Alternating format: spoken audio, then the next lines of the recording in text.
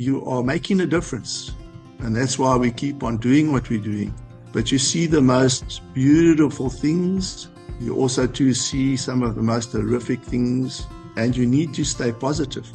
You get to a point where you feel like, are we winning the battle for conservation?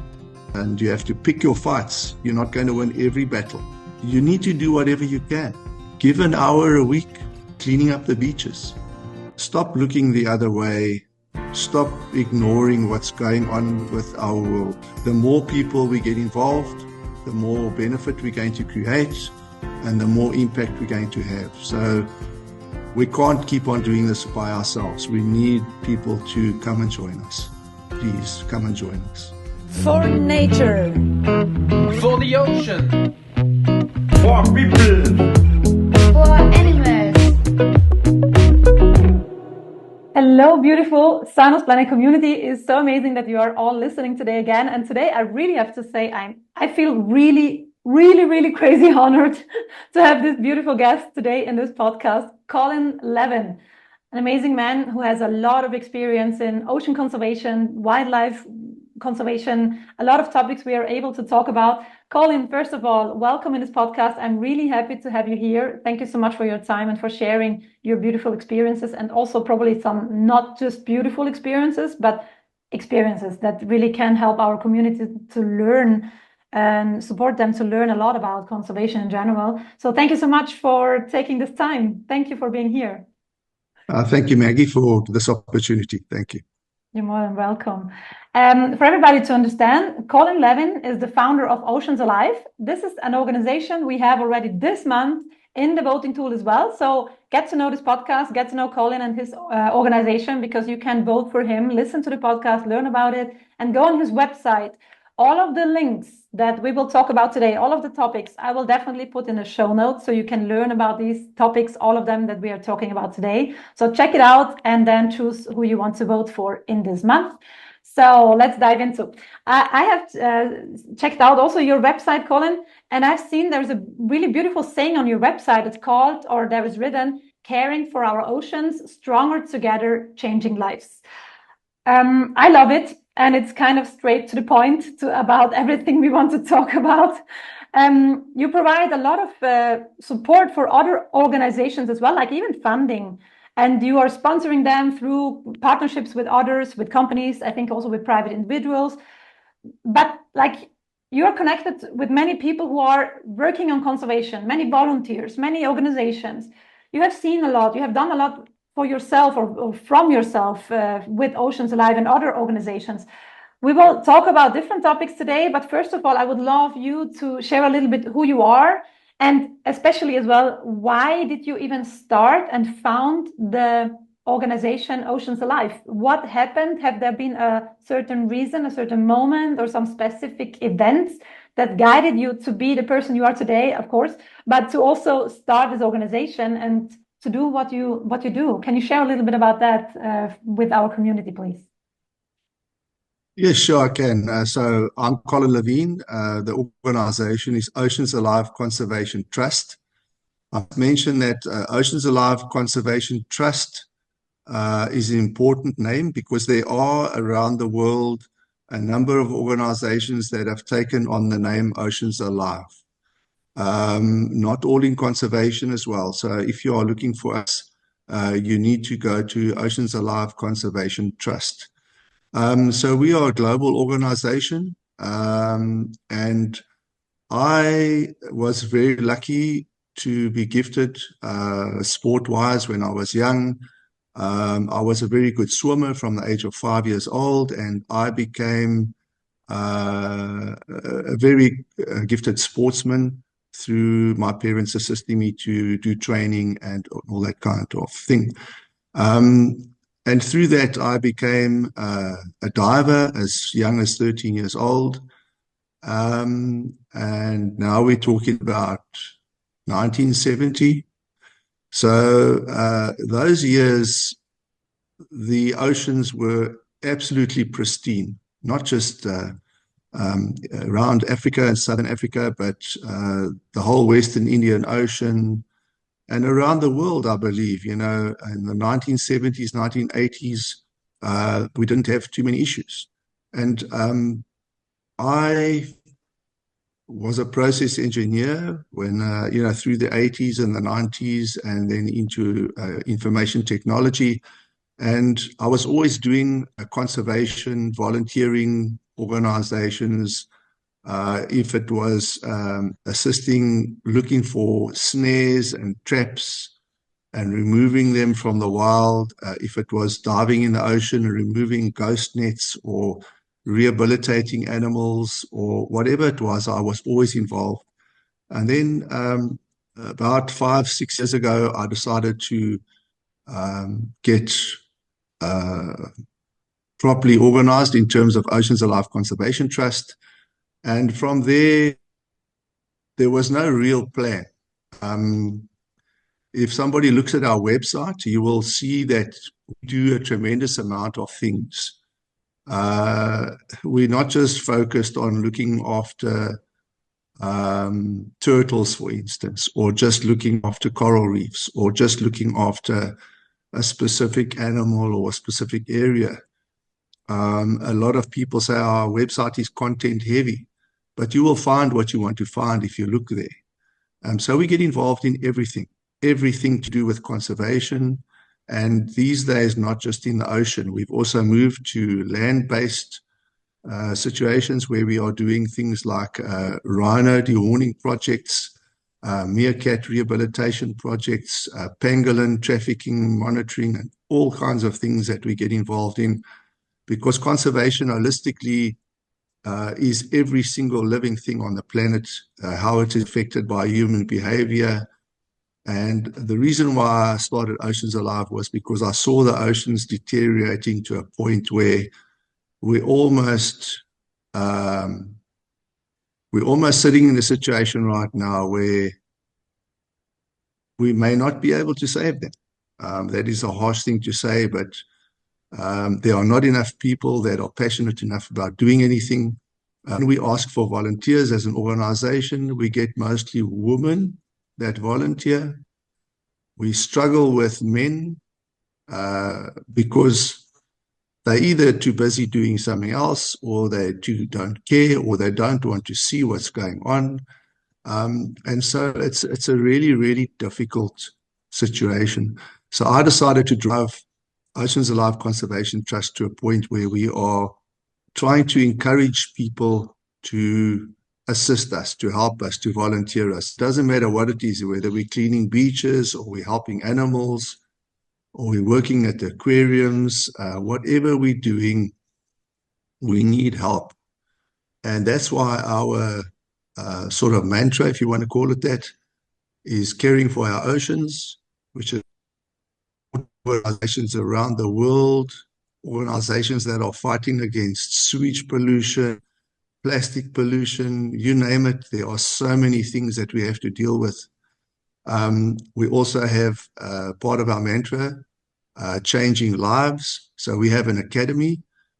If you do not show people, especially the poorer people, that you are contributing to improving their lifestyles, they are not going to listen to you about conservation. Yeah. They're concerned about feeding their families tonight. They want to have food on the table. They have problems of their own, and they're not going to see a priority being conservation. So we have to contribute to people, communities. We have to educate them. We have to help them. We have to train them. We have to give them skills. We have to create jobs. We have to make sure that they're earning money. Then they look at organizations that are in conservation and say, okay, fine, we will listen to you and see what we can do as a community. And the third thing is stronger together. And stronger together is there are too many organizations and people trying to do everything by themselves. You have to hold hands, people, and do stuff together. We have to take organizations that are doing good work around the world, and we need to share information. We need to hold hands. We need to share resources. And like we do when we have excess funding, we actually use a lot of our funding to support aquariums, to support projects, to support rehabilitation and rescue of animals, to support education, wherever we can.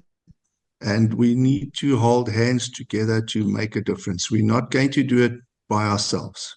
And so that's why we have Caring for Our Oceans, Changing Lives, Stronger Together, and that's what we're all about. I think, and that's a bit of a mouthful.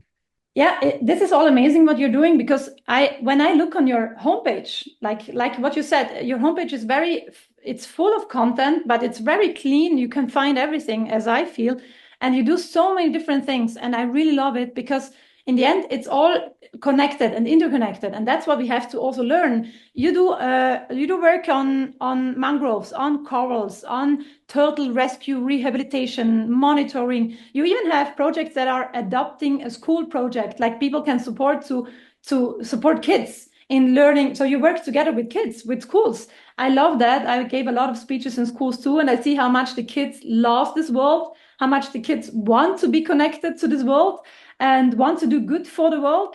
And I can see that the kids are really, they love the world. They love animals. They want to be in touch. They want to do and act. And this is something that you do too, and I love it. So thank you so much for that and for sharing all of your experiences there.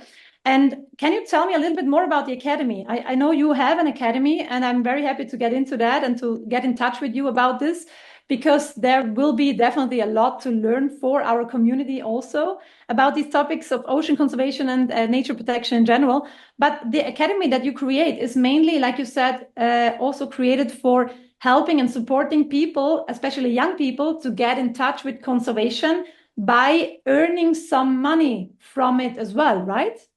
Right. So the lesson that you learn when you start conservation, as I said before, people won't listen to you unless they are able to feed their families or feed themselves and have some kind of a life.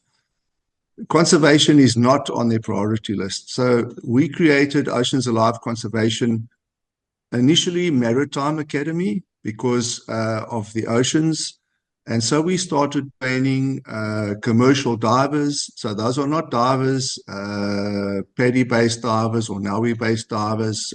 These are divers that are able to salvage. They work underwater. They can do research for us. So these are properly trained divers. They can eventually even work on the oil rigs and do other conservation work, deep sea cables and whatever. So we decided that we needed to train people. And once they train, to assist them to get work experience and then to get jobs. So we train commercial divers, we train lifesavers. Lifesavers are required around the world. Pools, for open water events, swims, and also for the ocean. And so we train lifesavers, and those are people that you can take out of really, really poor communities and give them a status almost with a job situation where they are earning money, but at the same time they're learning about the benefits of looking after the ocean and the coastal environment, keeping it clean, working with making sure the plastics are removed, and they go back to their communities and they share that information, and more people then come to us and say, can I become a lifesaver? Can I become a commercial diver? We are training marine science rangers and normal rangers as well. So marine science rangers are able to register at a hotel group, and tourists are able to sign up for daily walks on the beach. And not just a walk on the beach. They get to learn in an hour or two in a walk about what lives in the beach sand, tree frogs, the ocean, the coastal forests. They learn about other things like sea level rising and what's going to be happening in the future. They learn about items that get washed up on the beach. They get to look into rock pools. We have a program with children as well, where and also adults. Many adults, especially in Africa, have never learned how to swim. Mm-hmm. We have people which have special tube devices that we go into the water, and we provide children and adults with masks and life jackets. We attach them to this kind of tubular raft, and we take them into the ocean so they can look into the rock pools. And there's a very good friend of mine that has got an organization called See the Bigger Picture. And that in essence is allowing people that have never seen what's in the ocean to see into the ocean. And that doesn't mean like in an aquarium. It means actually seeing what's in the ocean. So the marine science rangers are important. Normal rangers, so we've got people that can take people for walks in the game parks. We are starting to look at training various other people as well, chefs and possibly people working in the catering industry, the hotel industry, in the cruise ship industry. It doesn't matter what you're doing, as long as you're creating opportunities and jobs. Those people then, the communities look at them. They get respected. Their lives are changed because they now have money. They can look after their families better. And the community sees that. And then they say, I want to be like him. Or I would like to do that. And that's the first step. And the second step is then you say to them, can we come visit your communities and can we come and talk about conservation, responsible plastic management? Can we talk about why you shouldn't throw your nappies, your baby's nappies in the river? Can we talk about all those things? And that's when they listen to you, because you've almost earned their respect in an integrity way by showing them that you are genuinely caring about them. And if you don't do that, you're not going to be able to talk to them about conservation.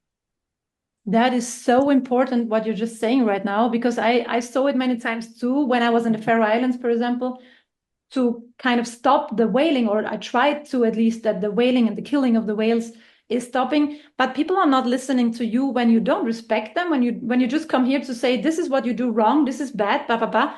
No, you have to build bridges and then listen to the people, and they will listen to you when you listen to them and give them the respect. And that's, I think, the only way that works in a really efficient and long-term way.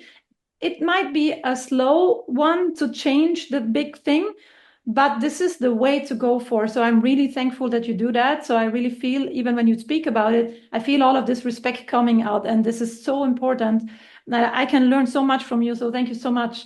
I also have seen that you are like what the project is about, that we are, for example, supporting in this month through the voting tool as well. Like people can vote for your organization.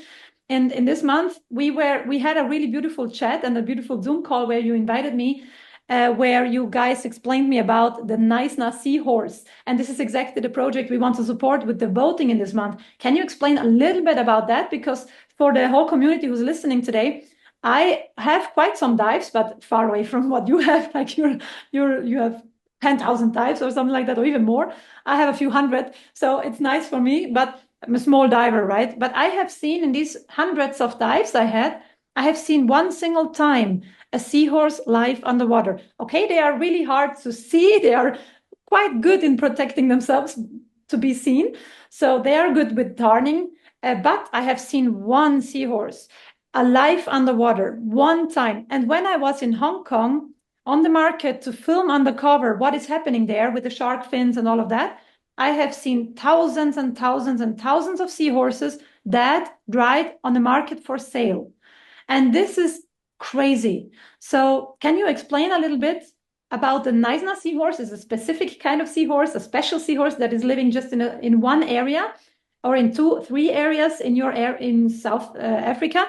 But can you explain why it's so important to understand a little bit how we can help these animals to be more to stay alive, because they are really listed on the endangered list, like on the list of endangered species. Can you explain a little bit about that project so that that all of the people that listen today can know what will be supported with this donation? Yeah, sure. So we do a lot of special projects. Okay, one of them, just to be on a different subject, is dehorning of rhinos, and we do that because if we don't dehorn the rhinos, the poachers will kill them. In order to keep them alive, we dehorn the rhinos as much as we can, and it's unfortunate. It's not natural, but it's a necessary thing. And we do many projects. One of the projects that we do, which is very special, is researching and understanding the conditions of the Knysna seahorse. Okay, and it exists in South Africa in the Knysna estuary in the Western Cape. And in two small estuaries either side of the Knysna estuary, we find them there. These seahorses are listed on the IUCN Red List Endangered Species. And the reason why is because there are not many of them, first of all, and secondly, because they only exist in this area. If we had some kind of a disaster chemical spill, or if we had some kind of an oil spill, or these things, these creatures could be lost forever. So we support this project. I myself personally, I am a director and a board member of SAMBRA, South African Association for Marine and Biological Research, or ORI, Oceanographic Research Industry, or Oceanographic Research Institute. Also, I work with the Two Oceans Aquarium in Cape Town. And the reason why we do this is because we have to understand how we can assist these creatures. So the first thing we have to do is we have to dive the estuaries. They're not very deep, but we have to use commercial divers for those. And they're very expensive people. They need special equipment. We need boats.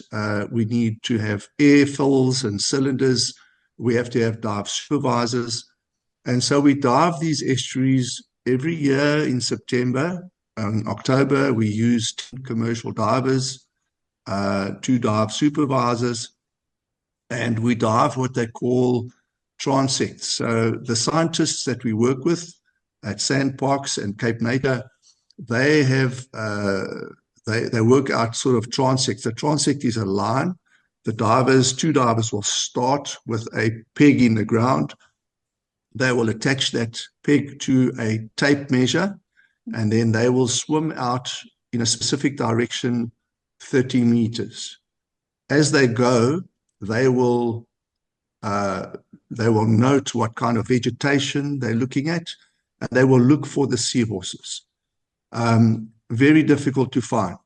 And then at the same time, the second diver will be carrying a GoPro camera, and they will be filming the actual operation. So the 2 divers will move along the transect line, and they will be looking at all the issues that come to bear in terms of understanding the Knysna seahorse, where it lives, the plants that it attaches to, and they go along very slowly, and they mark on a board what they see, and then they record that with the camera. If they find a seahorse, they take it very gently. They put it on the board, which has markings on it to measure the size of the seahorse. That allows us to look at the age of the seahorse and to understand a few more things about it. They hold it very gently there. The camera records that, and the seahorse is then released, and it goes back to where it was. And we do this to try to understand where they live, why the species are dwindling, in other words, getting less. And there's a lot of things in estuary like that around the world where there's boat traffic, the effects of noise from boat engines. And that's not just in estuaries, that is a worldwide ocean issue. The noise from boats, how is it affecting whales? How is it affecting dolphins? Why are there dolphin strandings and whale strandings? You know, that is something that I believe needs to be looked at, because the noise in the ocean is absolutely horrific at the moment. So we look at that in the lagoon as well, and in the estuaries. What is the noise? Is there oil pollution? Is there sewage pollution? The world has a massive sewage crisis at the moment. Sewage is not being managed. We test the water samples. How safe is the water? Where are the seahorses living? Are there invasive species? So we took on this project because we cannot afford to lose these animals. We cannot afford to lose a single species. And another program that we have, and why I mentioned I'm involved with the aquariums, is because that we live in a world where animals can disappear very quickly because of a disaster event. And we do have programs where we are looking at maintaining species in a gene pool at the aquariums. So if ever we had to rewild an estuary with these seahorses, that we could do that if it would be necessary. So it's a very complex project, and we do it because it's very important. We don't want to lose any seahorses at any time. And it's not just relative to them. There's projects that we do that are relative to sharks or relative to all kinds of things. But this specific project now, we struggle for funding because people don't sort of understand the importance of a seahorse. Yeah. And like you mentioned just now, you go to a place like Hong Kong and you see them dried for sale. I mean, what for? What for? These poor things are not able to protect themselves. Why catch them? And what are you going to sell them for? What are you going to use them for? So the Nice Seahorse project is for us to understand what is affecting their sort of ability to survive, and how we can protect them in the future, and how we can limit things like noise pollution, plastic pollution, you name it. Human behavior has created so many problems for conservation. Yeah. In fact, we are probably the single biggest problem in the world today for conservation. Yeah. And so I totally agree. I hope that people will look at our Nice Seahorse project on our website. Please consider to assist us with funding for this. It does cost a lot of money for us to do these things. It's a yearly project. For the next 5 years, we will be doing it. And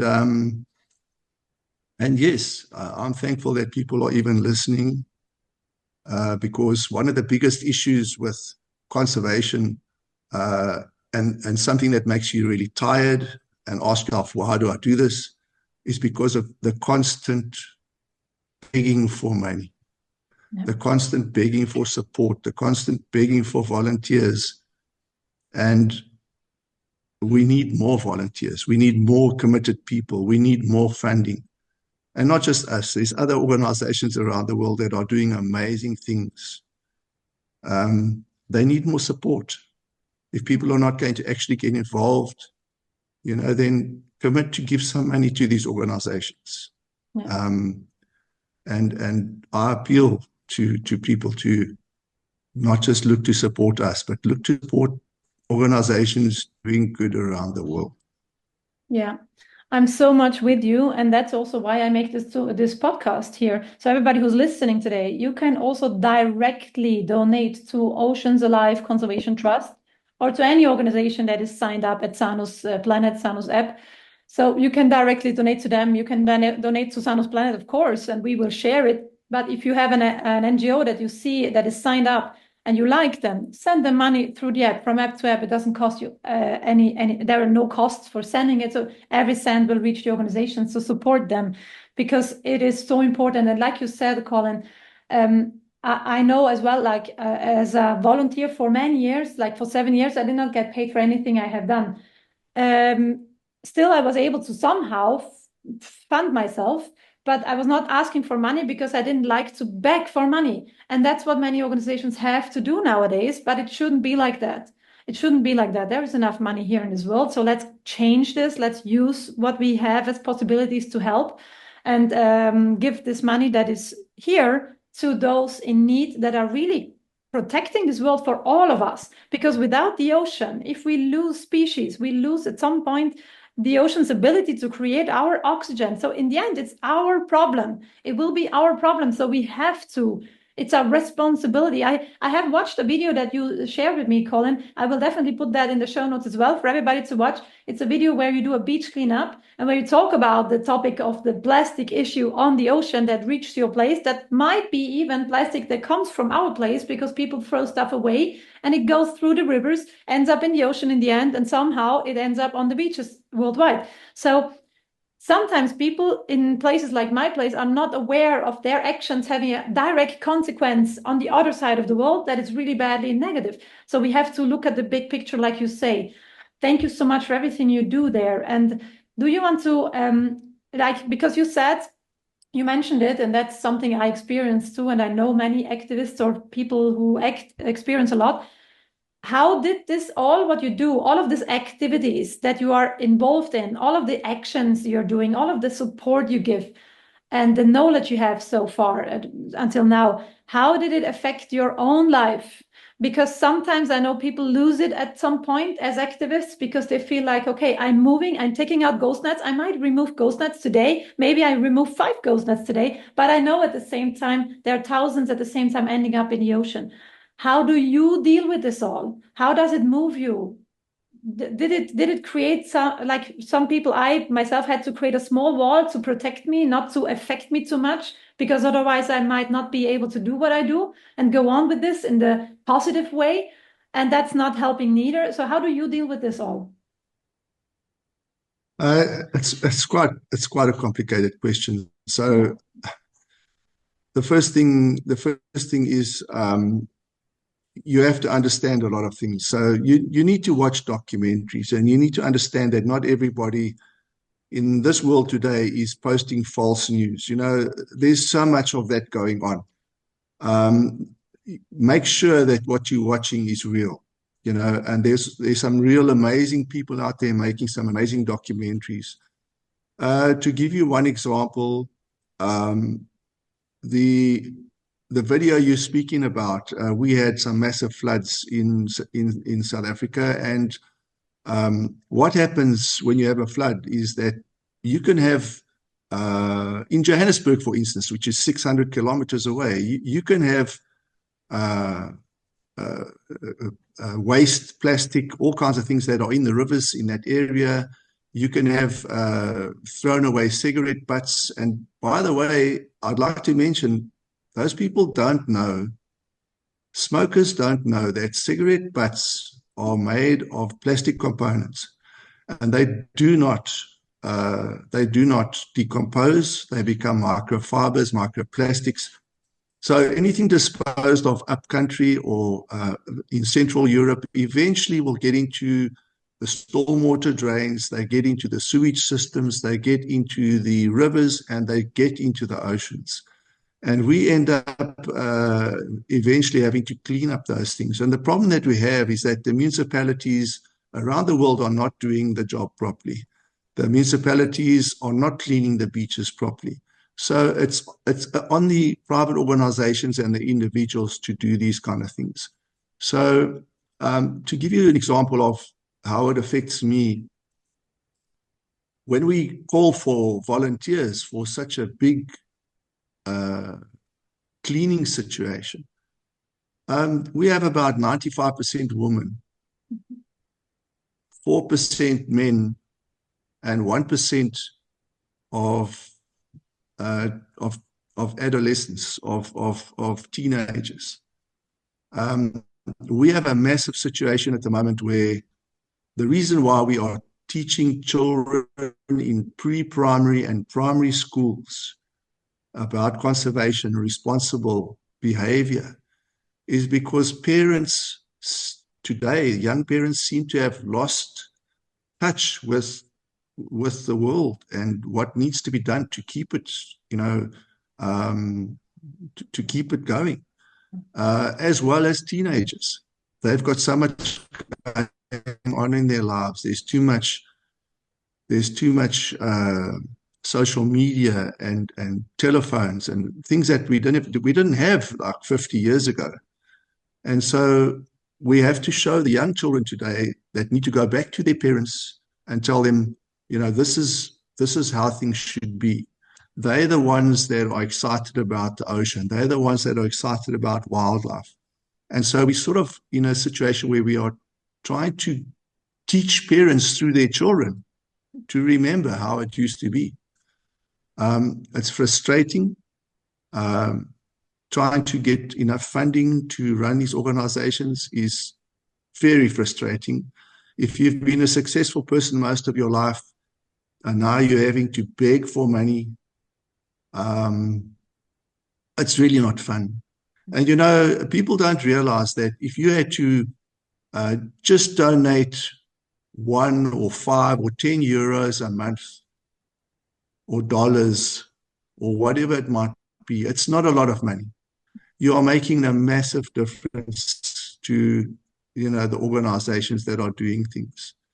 And so the other thing that happens with many, many conservationists is you get what we call conservation fatigue.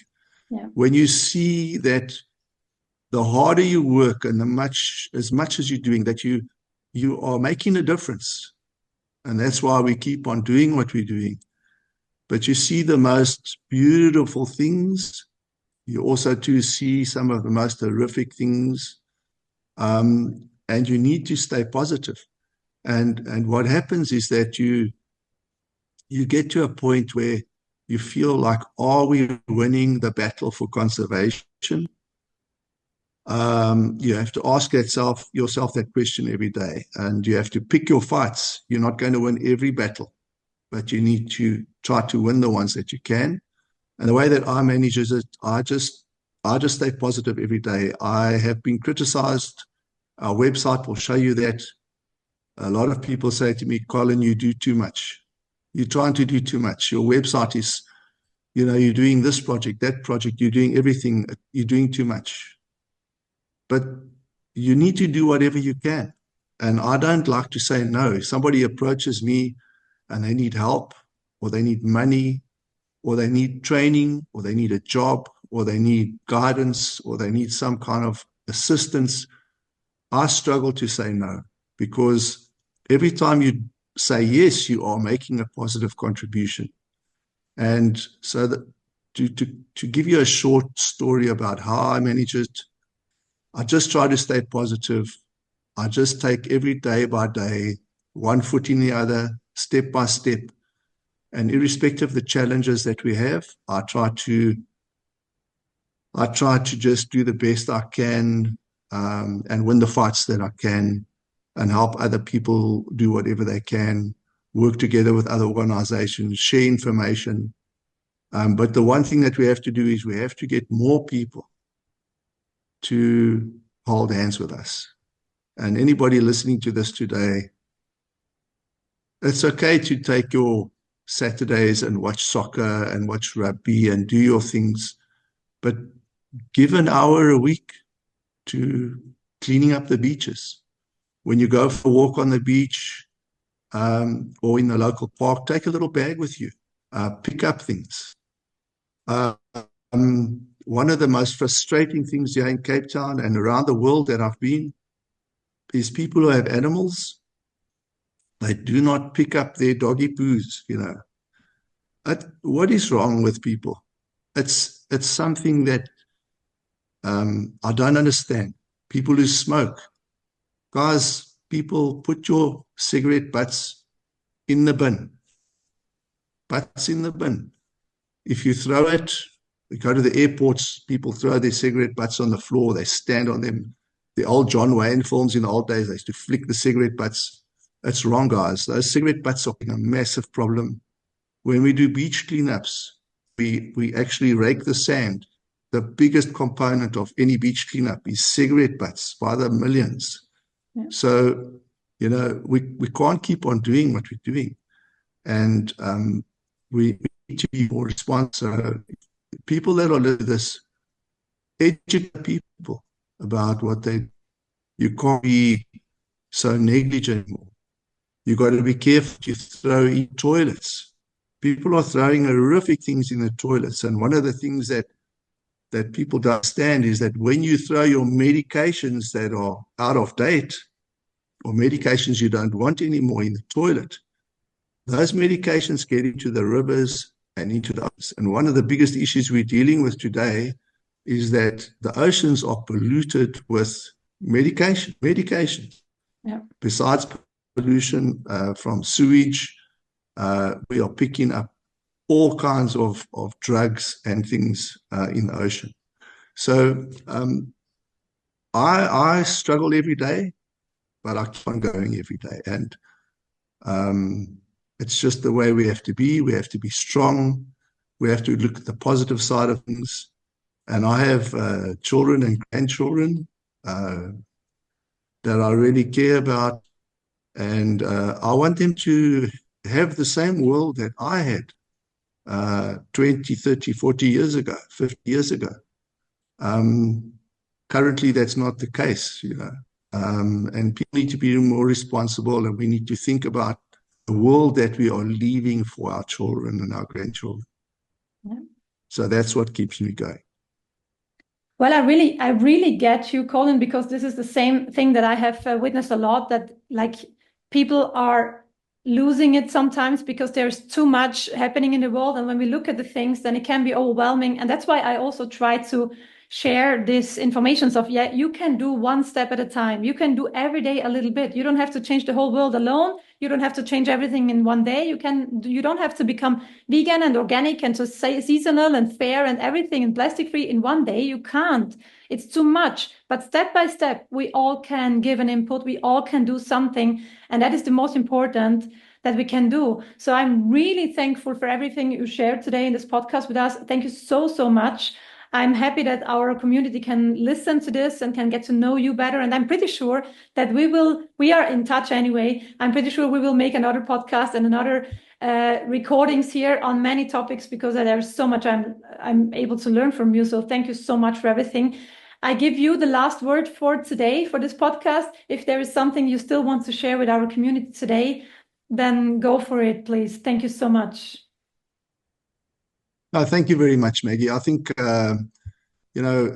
we can talk some more, and there's lots more to say. So we can have some more podcasts if you like. But we may at some point want people to ask us some questions that we can maybe discuss on a podcast. It's difficult to talk about everything, but if people pose questions to us, then we can try to answer those things. I will always try my best to participate where I can, help where I can.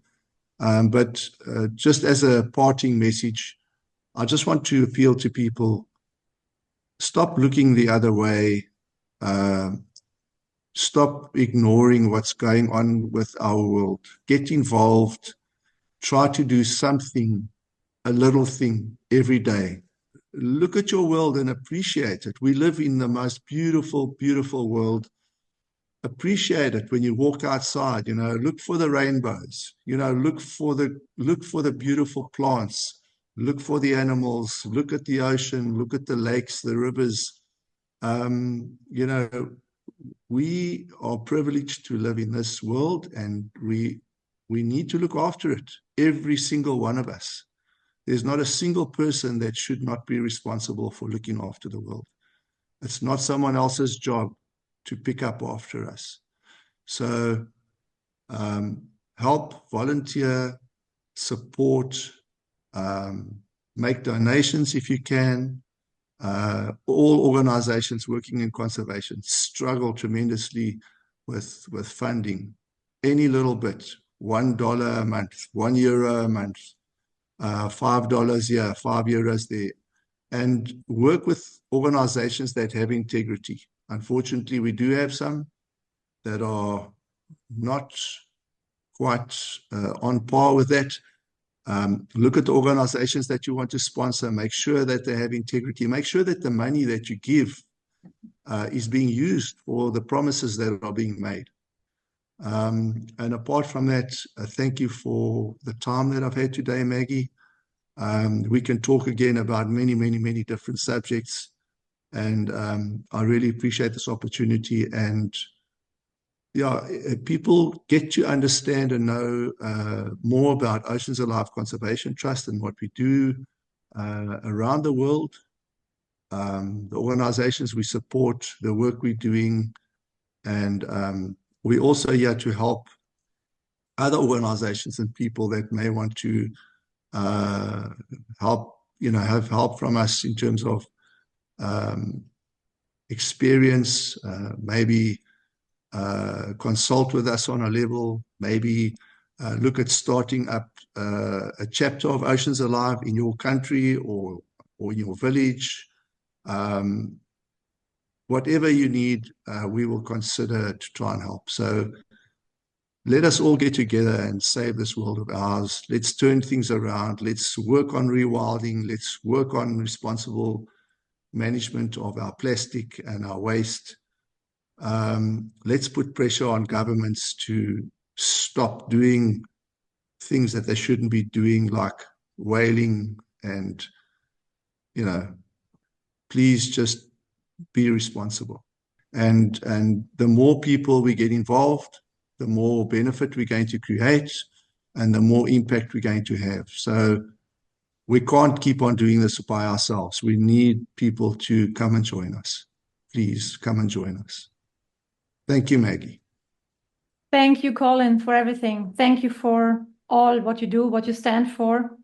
And this was really good to get to know you, to have you on board also on our project, to be seen in the voting tool. So everybody who's listening, please check it out. Watch also the homepage of Oceans Alive Conservation Trust. Check out the shop. There is a shop integrated as well. You can support this organization as well by checking out the shop as well. And volunteer, like Colin said a few times today, volunteer wherever you can, wherever you are. You don't have to fly around the world.